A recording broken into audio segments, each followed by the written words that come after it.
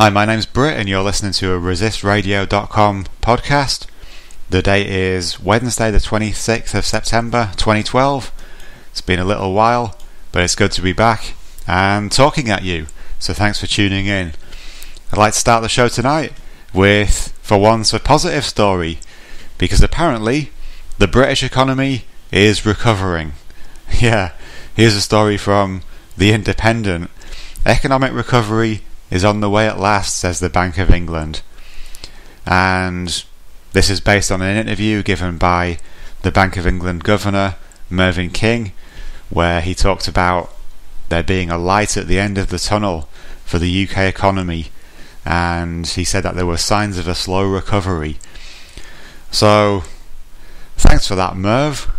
You know, I'm sure that the millions of people who don't have a job who can only find part-time work, I'm sure they're really pleased to hear about this upbeat assessment of the UK economy, because it's not like businesses are closing down every single day. It's not like high streets are full of boarded up shops that have had to close down.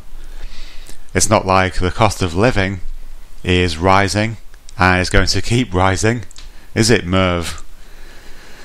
But yes, anyway, apparently things are getting better and that there are now green shoots appearing. Even John Major, the former Prime Minister, referred to these green shoots that are apparently appearing in the British economy. So there's really a kind of an all-out effort now by the establishment to push this idea of the economy recovering, you know, which is a complete nonsense. You just have to look around to see what's happening. You know, nothing's changed, and in fact everything's getting worse. Here's another story from The Guardian, which is relating to the fact that the Bank of England are actually quite likely to be printing more money, putting more worthless pieces of paper into the economy come November. In fact, they won't even actually be printing money, probably, you know, because most of the money that they've been pumping into the economy is simply in computer digit form. This, of course, is quantitative easing, the fancy term for money printing, and new round of QE could warm stock markets in November, because the Bank of England have so far pumped £375 billion into the British economy, and they're expected to add another £50 billion to that in November. And, you know, who is this going to benefit? Well, the very title of this article, New Round of QE Could Warm Stock Markets in November, tells you who this fresh round of money printing is going to benefit. And it's certainly not you, me, or the everyday person who is struggling to make ends meet, because most of this money, of course, will simply be hoarded by the banks or gobbled up by those near the top of the financial pyramid, the stock markets, the traders. And, you know, the idea of this QE is that this money is supposed to be lent out to people, to businesses, to get the economy working again, but there's really no evidence that that's the case. And yeah, the people closest to the source of that fresh injection of cash are quite likely to just, gobble it up. So anyway, ridiculous to think that the economy can be recovering when the Bank of England are pumping more fictional, worthless fiat currency into it. You know, it's just a nonsense. Of course, this isn't happening only in Britain. We see quantitative easing around the world. It's happening in Japan. The Bank of Japan announced last week that they're going to be embarking on a new round of QE. The European Central Bank is also buying up government bonds, and especially in the US we see an absolutely crazy scheme being carried out by the Federal Reserve. This, of course, was announced a couple of weeks ago when Ben Bernanke talked about unlimited QE3. They've done 2 rounds of QE in the past, and this time Ben Bernanke just said, okay, we're going to do it again, and this time there's going to be no end to it. Unlimited money printing. the Federal Reserve has announced they're going to be buying $40 billion worth of mortgage debt every single month. Can you imagine that? $40 billion every single month pumped into the economy. And this is supposed to create jobs. This is supposed to help the economy, when it's blatantly obvious that this signals the death of the dollar, and this signals extremely hard times for anyone in the US, but really anyone around the globe who doesn't have, a great deal of cash, or rather who doesn't have that cash turned into assets such as gold and silver.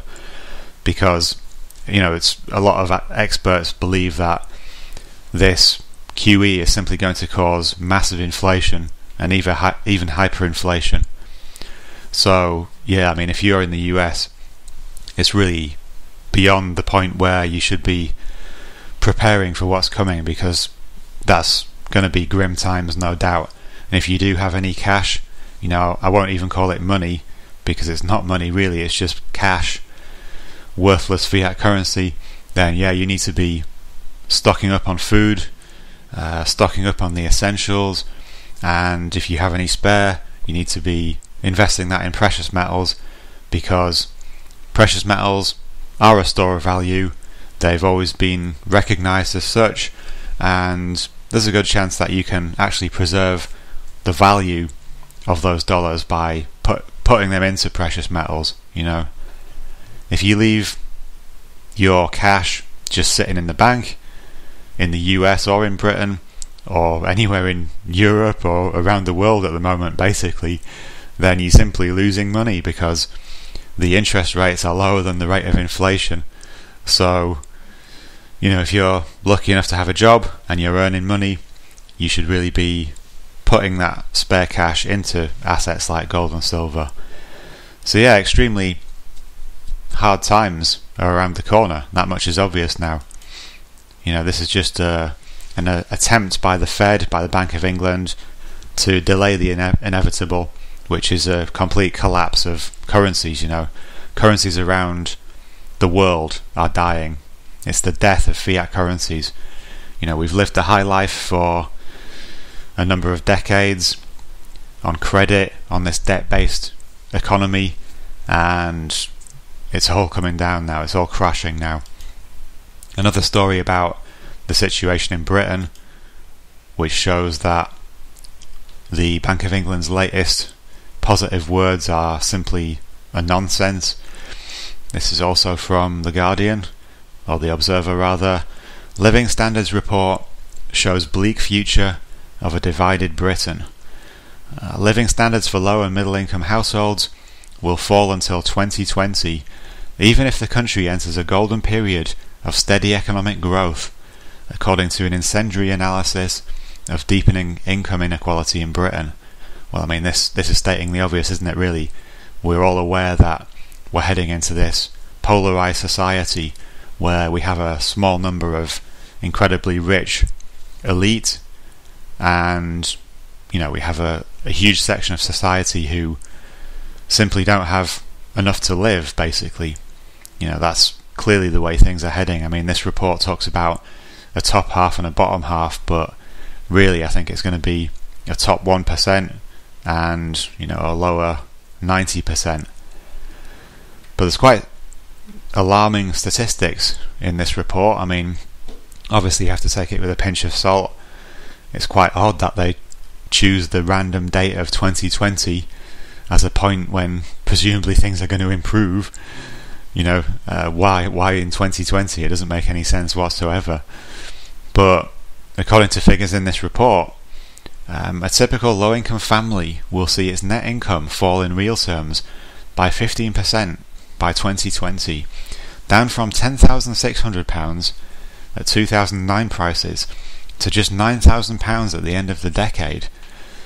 If this figure is accurate, and a typical low-income family is bringing in only £9,000, can you imagine how difficult it would be to live on £9,000, especially for a family, and especially with the inflation that's around the corner because of the QE that's going on? It's just crazy. So yeah, there's no doubt that hard times are coming, folks. And if you're, at the bottom end of the income scale, then I don't know what to say really, other than just try and prepare the best you can, and put money into food and into precious metals, and try and protect yourself that way. But yeah, just absurd that the Bank of England are talking about economic recovery when we have all of these stories which paint a very bleak picture of the British economy. It's quite likely when Mervyn King talks about this economic recovery, this is just a fake recovery, because when the banks inject all of this money into the economy, the people who benefit are the stock traders, are the banks. We saw this after the announcement of QE3 from the Federal Reserve. The stock markets jumped up, but now they've been declining over the past 2 weeks, and they're actually near the level where they were when Ben Bernanke made his announcement. So it's just like a fake injection, and it's no long-term solution. In fact, even two Federal Reserve officials in the past week have said that they don't believe QE3 will work. The last one was just yesterday. The head of the Philadelphia branch of the Federal Reserve actually came out and said he thought QE3 would fail, and the stock market just basically went down significantly after this announcement. I mean, I'm not quite sure why he made that announcement. I'm sure he's going to be in trouble for revealing the truth of the situation, when he should be going along with this farce and pretending that this money printing is going to save the economy, when clearly it isn't. But quite interesting anyway to see even Federal Reserve officials saying it's not going to work. So yeah, dangerous times, folks. Moving along now to a different story, and this is relating to the band Muse. I've been a fan of the band Muse for a number of years. I actually saw them on their last tour a few years ago when they toured for their album The Resistance.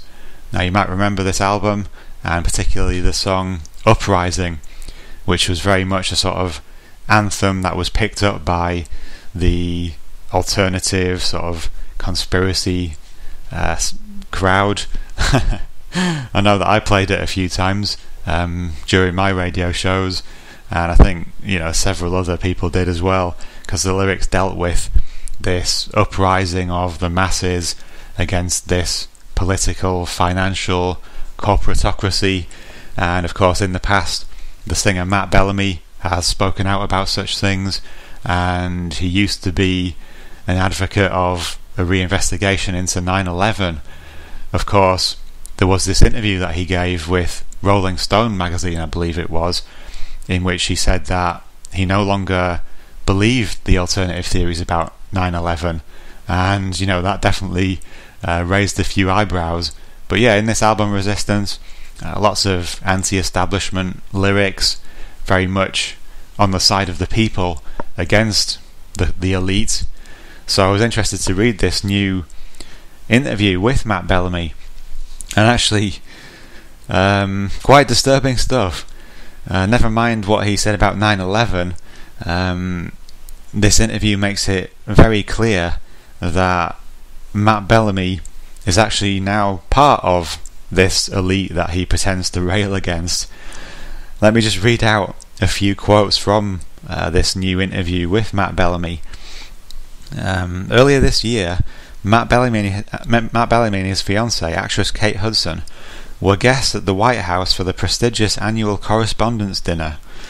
With an irony probably unbeknownst to event organisers, Bellamy was seated next to General Colin Powell, former commander of the US Armed Forces. Kate and I asked him lots of questions, laughs the Muse frontman. I can't repeat the answers because someone would have to kill me. He was a lovely man, and it was a very pleasant conversation, but these guys are hardcore. You ask them questions about the military-industrial complex, and they don't fanny about. So, I mean, there's no evidence there that Matt Bellamy is a supporter of Colin Powell, because let's not forget that Colin Powell was one of the people who sold the Iraq War. You might remember his appearance in front of the United Nations Security Council when he held up a test tube which was supposedly representative of a teaspoonful of anthrax, which Saddam Hussein had apparently developed. This was like 1 month before the invasion of Iraq, and yeah, he was very much part of the cabal who sold that war to the public. So I mean, yeah, there's no real evidence here that Matt Bellamy approves of the Iraq war, but the very fact that he was at this correspondence dinner at the White House, sitting next to Colin Powell and just having a chat with the guy, and he's kind of laughing about that, There's no kind of criticism expressed in this interview about what Colin Powell and his associates were actually responsible for, which is, the murder of untold thousands of Iraqi people. So he's obviously, hobnobbing with the rich and powerful now, Matt Bellamy. Further on in the interview, he also confirms what we already knew from the Rolling Stone interview.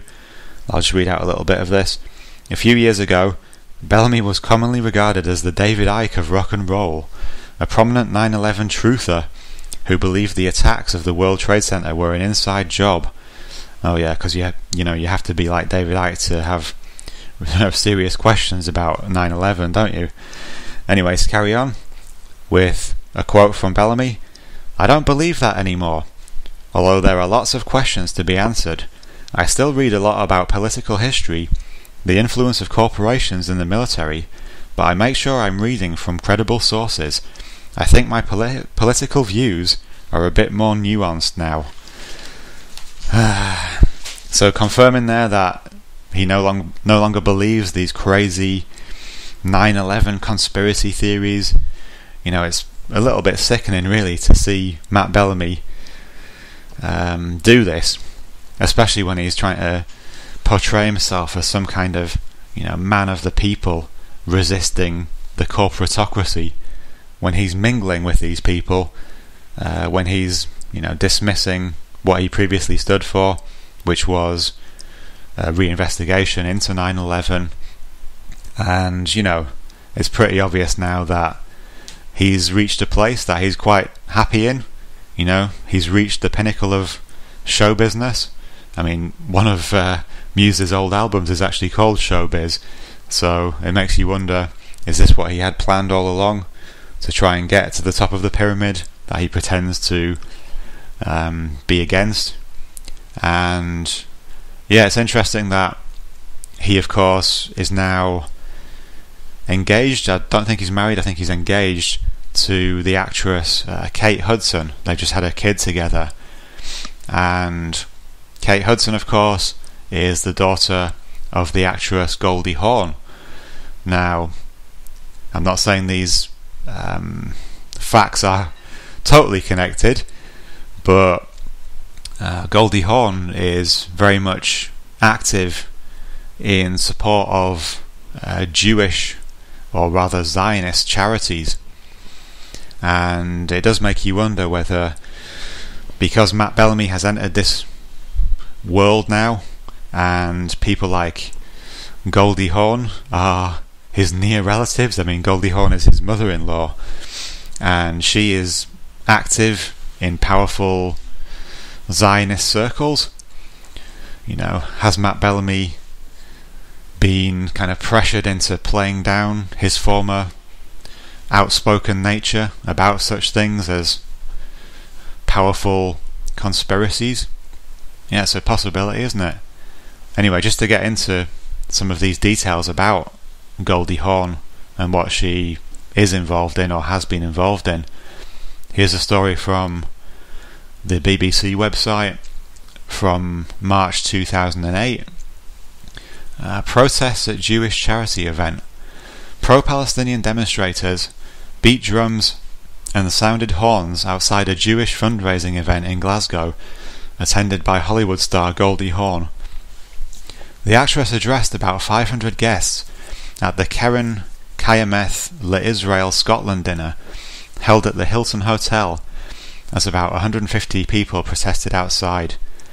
So she was there speaking at the £125 per head event after actor Michael Douglas pulled out, and the demonstrators were from the Palestine Solidarity Campaign. Now this organisation, the KKK, not the KKK, that was a nice slip of the tongue there, the KKL, this organisation was founded in 1901 and has branches throughout the world.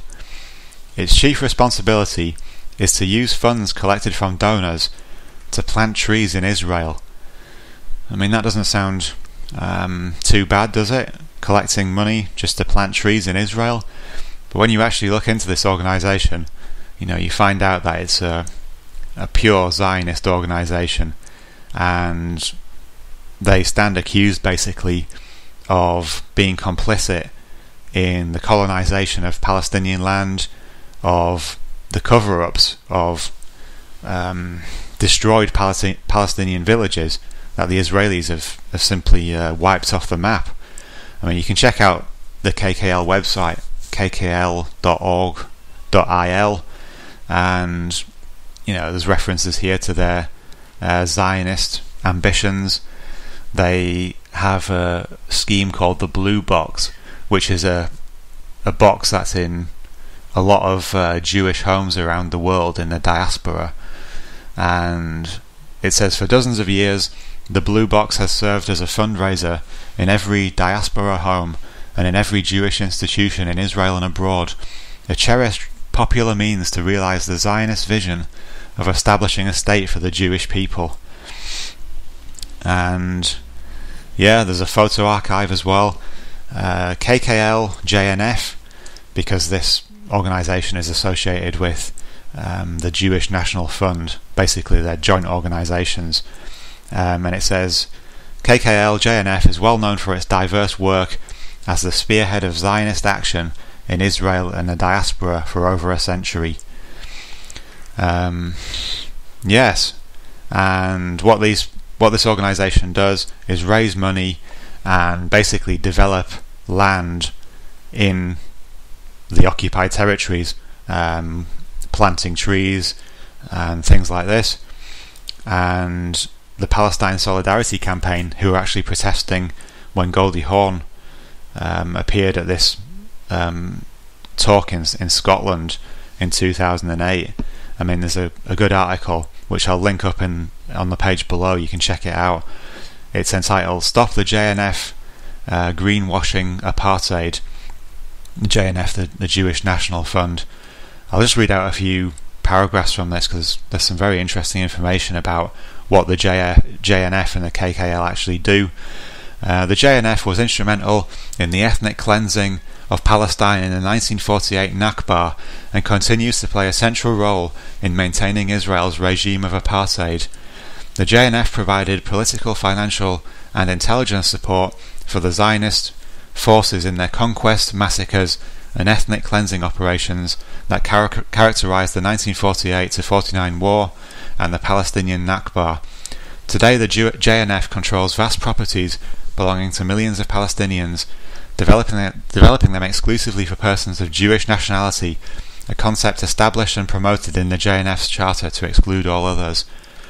I'll just scroll down a bit more and read out a few more paragraphs about these organisations, because it's quite clear that they're really a Zionist organisation who are committing abuses against the Palestinian people and taking the Palestinian people's land. The JNF's activities are not limited to the part of Mandate Palestine that became Israel in 1948. The JNF's Canada Park, for example, covers the remains of the Palestinian villages Imwas, Yalu and Bet Nuba, which the Israeli army depopulated and razed on the explicit orders of the then Chief of Staff, General Yitzhak Rabin, in the course of the 1967 war. Today, the JNF's projects of displacement and forestation continue, particularly in the Nakab and the Galilee. The JNF continues to serve as a global fundraiser for Israeli colonization and apartheid. Despite its complicity in war crimes and crimes against humanity, and despite its status as a chartered agent of the State of Israel, the JNF and its affiliate organisations enjoy charitable status in over 50 countries as environmental charities. And, I mean, it's even worse than that. They're not only recognised in 50 countries, but actually the leading politicians in Britain were patrons of this organisation. Actually, David Cameron resigned last year as patron of the Jewish National Fund. David Cameron resigns as patron of the Jewish National Fund. Pro-Palestinian campaigners claim their lobbying forced the Prime Minister to withdraw support. So he was a patron. In fact, all three leaders of the main political parties in Britain have traditionally been patrons of this organisation until very recently. Before Cameron, Tony Blair and Gordon Brown were patrons. So this shows the extent of Jewish Zionist power, that they were until very recently in control of all three of the main parties in Britain, and our political leaders were supporting an organisation responsible for the colonisation of Palestinian lands. I mean, no surprise really. But I'll link up that article as well on the page so you can check it out. Some interesting stuff there, I mean, of course, you can't really say that because Goldie Hawn is connected to these Zionist organisations that's why Matt Bellamy changed his mind about 9/11 and is now comfortable chatting with war criminals at powerful congresses in the White House. But I'm sure there's a connection on some level, because when you enter these circles of power, you're certainly not able to speak out about such things anymore. And I just think it's terrible that Matt Bellamy has completely sold out like this. Coming to the end of the half hour, it's gone quite quickly actually. Did have some other stories that I wanted to get into, also showing the nefarious Jewish Zionist influence in Britain and the US, because Tom Secker forwarded me a good article about the recent cabinet reshuffle in the UK, which has basically put into the British cabinet, all of the people who served on the advisory board of the Atlantic Bridge so-called charity. This was a neocon Zionist front organisation populated by war criminals like Henry Kissinger, and also British politicians like William Hague, George Osborne, and this was very much connected to the Adam Werrity and Liam Fox affair. Basically, they were pushing for a war with Iran, funded by some very rich Jewish businessmen, and all of the people who served on the advisory board of the Atlantic Bridge are now in the British cabinet. And also there was another story from the US about the fact that the formerly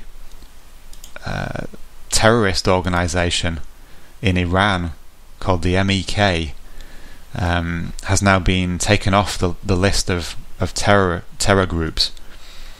The MEK is basically against the current government in Iran, and it's got a long history of terrorism, bombings and assassinations that killed American businessmen, Iranian politicians and thousands of civilians. But it's been taken off the terror list now, and Iranian American lobby groups have been buying off loads of US politicians to get it taken off the list. So again, the US supporting a known terror group just because they are against the people who the US wants to get rid of, which is Ahmadinejad and the current Iranian government. And I've no doubt that there's a lot of Jewish Zionist money behind the funding of this terror group as well, because obviously Israel is one of the countries that wants to get rid of Ahmadinejad and his government, as well as course of the Syrian government. There's been a couple of massive blasts in Damascus today as well, apparently, so the destabilization continues there, funded and supported by the West. That's it for today, folks. You've been listening to a resistradio.com podcast, and I thank you for checking it out. I'll catch you on the next one. Cheers.